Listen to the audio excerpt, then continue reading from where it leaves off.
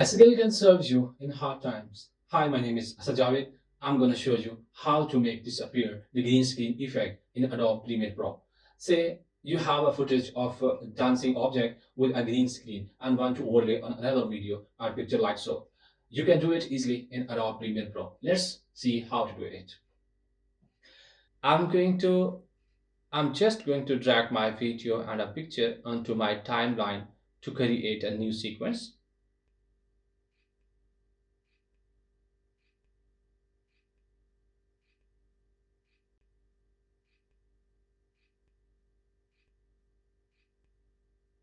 All we have to do is simply go to Effects panel, open the Video Effects folder, and inside the keying folder, there are a bunch of different options for different type of keys. However, we'll use the Ultra key effect.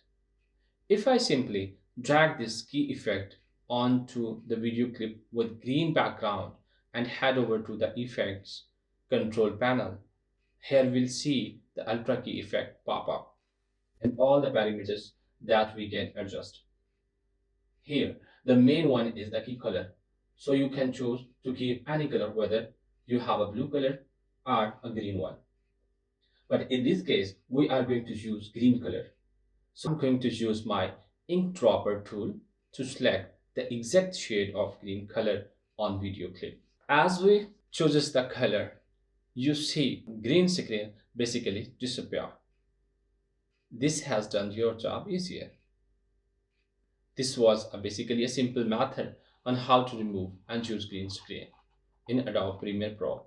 If you enjoyed this video, check out a lot of my other videos, editing tutorial and playlist. Subscribe to my channel for my new uploads. Thank you so much and I'll see you in the next video.